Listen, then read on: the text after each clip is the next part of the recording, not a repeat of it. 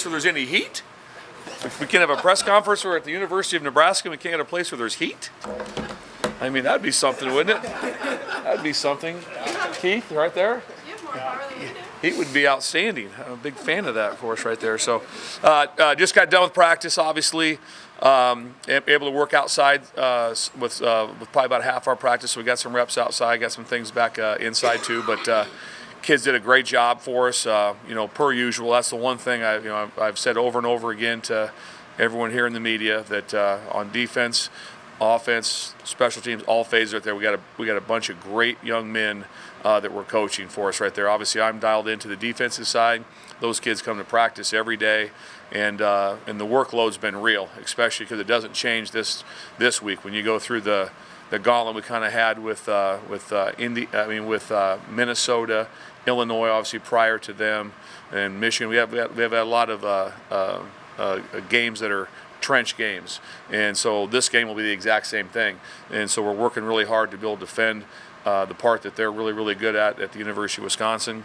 I'm really good friends with several guys on that staff, and I know what they're about, and I know how they operate, so I also know what kind of game that we're in for. So I know how much they preach their toughness, the physicality, able to run the ball. And obviously have a very gifted quarterback. They do a lot of things in the air too, especially off of play action. So we've got our hands full, but we've prepared extremely well. So that part's been a big plus for us. So we're excited to go on Saturday at 11:07 Central Standard Time. So fire away. Hey Bill, how valuable has Isaac Gifford become to this defense throughout this year? Just the versatility he has, how you use him against Michigan, and just what he's meant to. It's been a lot, especially going from the starting nickel to the starting safety is a lot. And he handled it extremely well. So, Isaac's just a tremendous player, tremendous young man. He's up here 24/7. And so that's why we made that change with it. Actually, we got blessed with it because also with that change, he wasn't going to play that much. But Phelan Sanford got a little bit of a bruise. He's doing fine now at that. But he was unable to go for part of the game. And so he was going to play some. So him and Isaac were going to split those reps, and so Isaac ended up taking all those for us. So very happy with him. Like I say, he's a great young man. Love coaching him, and he has the ability to do both again this week. Miles Farmer sort of come back into practice, and what's his value, obviously, for you guys? We missed him last week, and obviously it was a situation that he brought upon himself, and but we have a very clear, disciplined process that we follow, and that's been handled. So he has done his punishment. He's back with the team and back going. So expect great things out of Miles. We missed him last week because he's tackled very well, especially in the box, and that was an in-the-box game last week. And so to have him back means a lot to us, and just for depth and other reasons helps us a lot. So we're glad to have him, that's for sure. Javen Wright got a good amount of snaps. What have you seen from him? I know he's had the injuries early in his career, but where he's at now and how he can help you going forward. Well, Javen Wright's done a great job for us, and he went through a lot of injuries and things that have set him back for a long time. And then he had a couple setbacks throughout the year with just a couple little of true physical things, nothing to do with some of his previous injuries. But now he's back with us. What Javen brings for us, he's got very high football IQ, and then also in coverage where he was so good throughout the game. I'm not sure what the tight ends had for catches, but not very much. And in man coverage, they didn't have any, I don't believe. And he was the one involved in covering him the entire game. But he's got great coverage ability, and he's got great wingspan. So the wingspan against tight ends in the matchup was a huge plus for him. So it was great to be able to get him in there to be the starter at that spot. And I think he had 24 or 26 snaps during the game. Played very well for us, and look forward to playing a bunch again on Saturday. Do you think there's a little bit more confidence from your entire defense going up against Braille Valley, considering the fact that the last 3 weeks you've played very high level and very elite running backs? I think it helps. It really does. There's some carryover to what we have to be able to go through. He's a little bit different style of back. Each one's been a little different than what we faced. He's a little bit different style of back, but the thing that probably he's such a physical back. And then the thing that scares you the most is that when he breaks out, he has finishing ability down the field for like that. He can take runs 60, 70 yards in that spot. So he has the ability to make the the 4 yards to 6 yard runs and turn 6 into 8. Then also if he gets a crease, he can make big runs for you. So there's a lot to it. That obviously he's a very talented. They're a two-headed monster there with the two running backs they have with him and number 20, and so those guys have had a lot of banked reps. They know how things are going to be blocked because they're the typical Wisconsin offensive line up front, and so they know where their creases will be and how they're going to be blocked. So when they hit it really hard. But it has helped us to be in this type of a game because it is tough to go from a Indiana fast pace is snapping the ball, every 9 seconds to somebody that's just going big bodies with 2 and 3 and 4 tight ends at you in a downhill run game. So there is some carryover, and we're hoping that works out well for us. Like the longest run in the game, against Michigan, the 12-yard run. How did they kind of prevent the defense from getting anything longer than that? Yeah.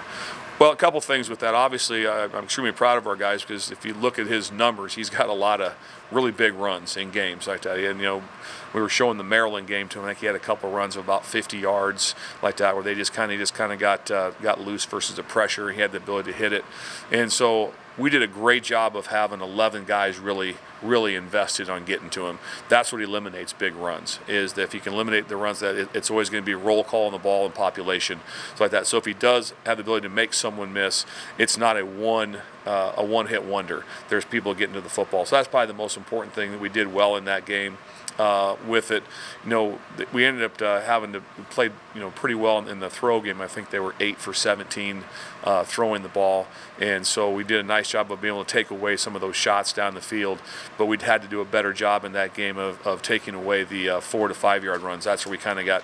That's where we didn't play as well. We need to play for us right there. They had too many 3rd and 3s in that area.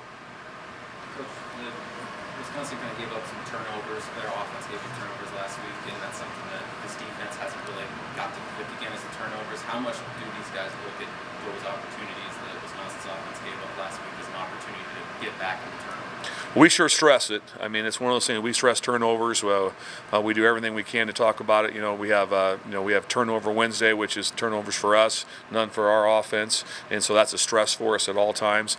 The biggest thing you have to be able to do is when you have the opportunities, you have to make them, and that's probably the number one thing. When there's a chance to punch it out, you can't have a my bad, or there's a chance for an interception, you can't have a drop or a tip or something where it has to be a play that you have to be able to make. If they make a mistake, you have to be able to make them pay for it, and we work on that every phase for us. We call it loose change, which means every time the ball's on the ground, no matter whether it's a fumble or not, it's an incomplete pass, ball's on the ground, loose change. We run, pick it up, and scoop it. So we're constantly working on the ball being on the ground. It's not, that was an incomplete pass. That's just dead ball. Every ball's a live ball to us in practice. So we do those for us. Interceptions are going to come with out of vision coverage more than man coverage. Man coverage is more passing completion defense than it is besides the free safety, if there is one at that time. So the vision helps us a little bit. And then this quarterback, I said, he's thrown some interceptions, but he's made some NFL throws too. So if he makes a bad mistake, we have to make him pay for it. But right now, he doesn't do that very much. What is both teams out of the West race? What motivates your guys right now? What motivates you right now? I think the main motivation for us, there's not a bunch of external stuff like that. It's just being grown men.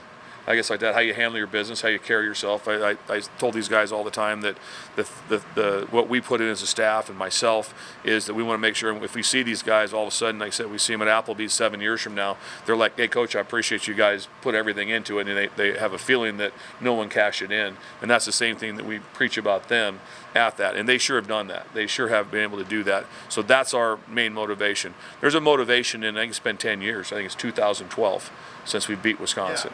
Yeah. And so that number's come up. We've talked about it. We've talked about that number and in a streak. We're not going to put our heads in the sand about that. Like, I didn't know we haven't played that well against them, and so we need to beat them. And so it's heavily on our to-do list. Simple. You like Applebee's? I love Applebee's. I love Applebee's and Chili's. I like both of them. I told you I have a deal with players.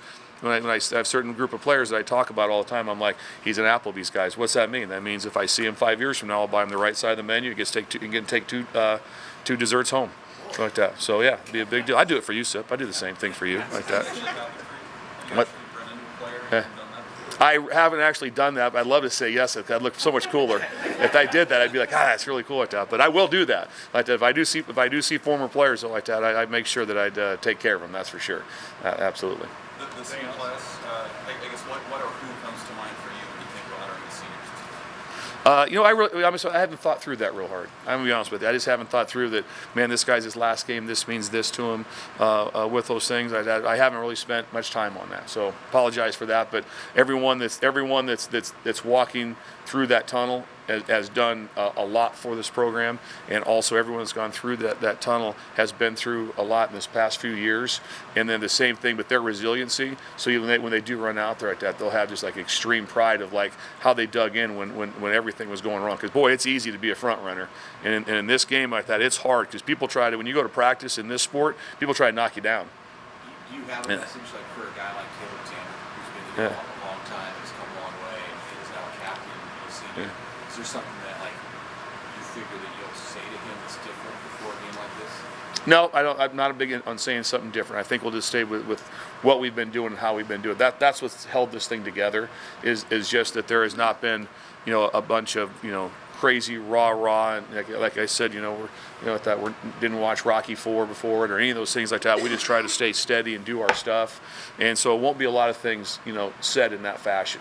And so we'll just talk about keeping things exactly how they would be, and then we'll hopefully have good things to talk about after the game.